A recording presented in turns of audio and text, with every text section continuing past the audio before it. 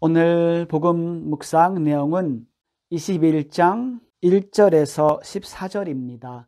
그들이 예루살렘에 가까이 이르러 올리브산 베파게에 다다랐을 때 예수님께서 제자 둘을 보내며 말씀하셨다. 너희 맞은쪽 동네로 가거라. 메어있는 암나귀와 그 곁에 어린 나귀를 곧바로 보게 될 것이다. 그것들을 풀어 나에게 끌고 오너라. 누가 너희에게 뭐라고 하거든 주님께서 필요하십니다 하고 대답하여라. 그러면 그것들을 곧 보내줄 것이다. 예언자를 통하여 하신 말씀이 이루어지려고 이 일이 일어난 것이다.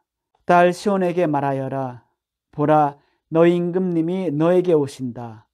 그분은 겸손하시어 암나귀를 짐발이 짐승의 새끼 어른 나귀를 타고 오신다. 제자들은 가서 예수님께서 지시한 대로 하였다. 그들은 이렇게 암나귀와 어린 나귀를 끌고 와서 그 위에 겉옷을 펴 놓았다. 예수님께서 그 위에 앉으시자 수많은 군중이 자기들의 겉옷을 길에 깔았다. 또 어떤 이들은 나뭇가지를 꺾어다가 길에 깔았다. 그리고 앞서가는 군중과 뒤따라가는 군중이 외쳤다. 다윗의 자손께 호산나. 주님의 이름으로 오시는 분은 복되시어라. 지극히 높은 곳에 호산나. 예수님께서는 성전에 들어가시어 그곳에 사고팔고 하는 자들을 모두 쫓아내시고 환정상들의 탁자와 비둘기 장수들의 의자를 둘러푸셨다. 그리고 그들에게 말씀하셨다. 나의 집은 기도의 집이라 불릴 것이다 라고 기록되어 있다. 그런데 너희는 이곳을 강도들의 소굴로 만드는구나. 그때 성전에서 눈먼이들과 절름거리는 이들이 다가오자 예수님께서는 그들을 고쳐주셨다. 예수님께서 예루살렘을 입성하십니다. 마태복음에서는 처음으로 예수님께서 예루살렘을 방문하십니다. 그런 면에서 예루살렘 입성은 특별한 상징을 가집니다. 오늘 마태복음 설명 그리고 묵상하면서 메시아 역할에 대해서 말씀드릴게요. 메시아. 예수님은 이스라엘 백성이 기다렸던 메시아입니다. 그런데 알아보지를 못합니다. 예루살렘과 메시아의 관계 간단히 살펴볼게요. 다윗의 자손께 호산나. 주님의 이름으로 오시는 분은 복되시어라. 지극히 높은 곳에 호산나. 예수님을 다윗의 후손이라고 부릅니다. 왜? 메시아가 다윗의 후손이니까요. 구약을 보면 다윗 왕이 예루살렘을 점령하면서 온 이스라엘을 다스립니다. 그리고 다윗의 왕국, 황금시대의 왕국이 시작됩니다. 그러자 후에 이 황금시대의 왕국이 무너집니다. 특히 바빌론 유배를 겪으면서 이 이스라엘 왕국이 무너집니다. 그러면서 이스라엘 백성들은 다윗의 후손 메시아 그 임금을 기다리고 있었습니다. 유대인들은 아직도 기다리고 있어요. 그래서 이 메시아 다윗의 후손이 올 때 다시 그 황금시대 이스라엘 왕국을 회복한다는 그런 기대를 가지고 있습니다. 딸 시온에게 말하여라. 보라, 너 임금이 너에게 오신다. 그분은 겸손하시어 암나귀를 짐발이 짐승의 새끼 어린 나귀를 타고 오신다. 이 구절은 구약에 나오는 스가랴서입니다. 스가랴 예언자가 이렇게 말합니다. 다윗의 후손 메시아는 평화를 가져오는 그런 예언자라고 합니다. 그래서 어린 나귀는 평화를 상징합니다.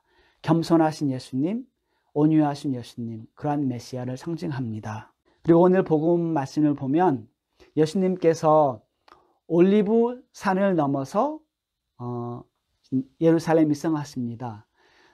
이스라엘 성지하신 분들은 기억하실 거예요. 올리브산 언덕에서 이스라엘이 보입니다. 잘 보여요. 그래서 그 올리브산을 넘어서 내려오면서 다시 예루살렘으로 올라갑니다. 그런데 이 올리브산이 동쪽이에요. 동쪽. 예루살렘 동쪽에 있습니다. 그런 면에서 에세키엘 에스겔 예언자가 또 이렇게 말합니다. 에스겔서 보면 10장 그리고 나중에 43장 시간 되시면 읽어보세요. 에스겔이 8장 9장에서는 예루살렘 이스라엘의 그 망하는 것을 멸망을 예고합니다.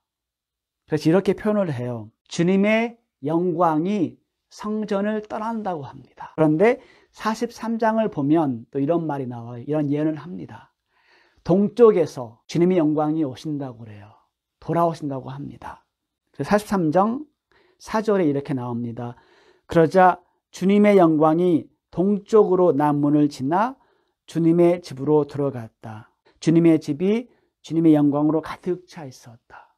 동쪽에서 오십니다. 주님의 영광이. 온유하고 겸손하신 예수님과 함께 주님의 영광이 드러납니다. 그리고 가득 찹니다. 마테오 복음은 유다계 그리스도인들을 위해서 쓴 책이었습니다.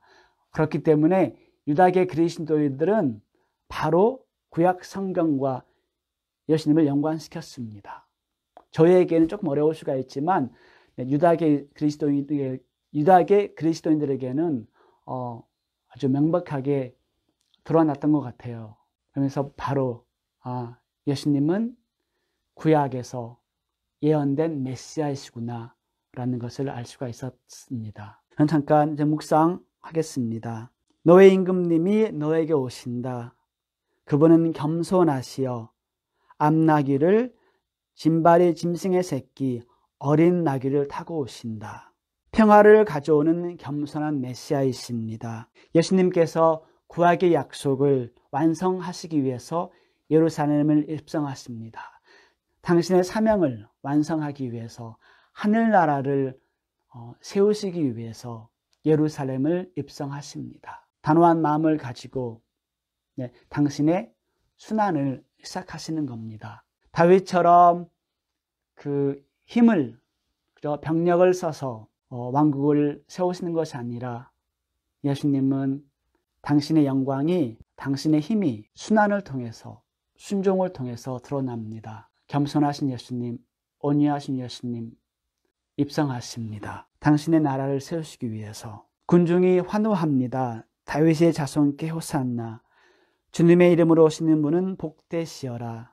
지극히 높은 곳에 호산나. 저희도 군중과 함께 기쁜 마음으로 예수님의 입성을 환호합니다. 특히 오늘 묵상하시면서 저희가 겸손하시고 온유하신 예수님의 모습을 바라보면서 묵상할 수가 있습니다.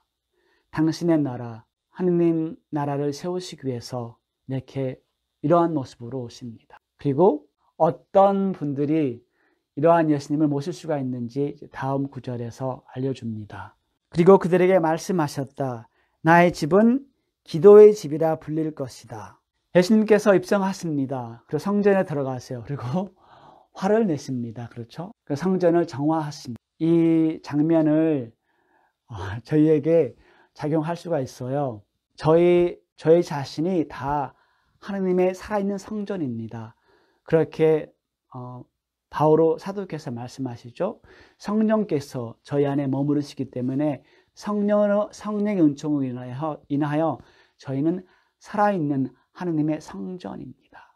그러면 제 성전은 어떨까요? 성전은 뭐 하는 곳이죠? 성전은 기도하는 집입니다. 하나님께 찬미 드리는 그런 집이에요. 하나님이 중심이 되는, 하나님을 모시는 그런 집입니다. 그런 면에서 제 자신을 살펴볼 수가 있습니다. 나도 혹시 이런 정화가 필요한지, 내가 다른 사람과 이렇게 대화할 때 그러한 신성한, 그렇죠? 하나님이 현존하는 그러한 성전, 신성한 모습을 보여주는지, 아니면 다른 모든 것들, 그렇죠? 피조물들로 가득 찼는지, 내 마음을 열 때 무엇이 드러나는지 저희가 생각해 볼 수가 있습니다. 그리고 저희도 주님께 청합니다. 주님, 여기 당신의 집이에요. 이 성전, 저의 성전 당신의 집입니다. 하나님께 영광 드리고 찬미 드리고 기도하는 그런 집이 되고 싶습니다. 그러니까 예수님, 저 안에 오셔서 정화하실 거 있으면 다 정화시켜 주세요. 감사드리겠습니다. 겸손하고 온유하신 그 예수님을 모시기 위해서는 기도하는 마음이 필요한 것 같아요. 저도 이런 생각을 해보았습니다. 이렇게 겸손하고 온유하고 그런 모습을 보여주고 싶은데 제 마음 안에 기도하는 마음이 없잖아요. 그러면 겉으로만 그렇게 보이지 그렇게 평화롭지는 않습니다. 제가 체험하기 때문에 말씀드립니다. 그런데 정말 기도하는 마음을 유지하면 더 쉽게, 더 평화롭게, 더 자연스럽게 그 예수님의 겸손하고 온유한 마음을 저희가 담고 더 보여주시는 것 같아요. 네, 그런 면에서 제가 청합니다. 주님, 제가 정말 기도하는 하느님의 집이, 하느님의 성전이 될 수 있도록 주님 도와주세요. 네.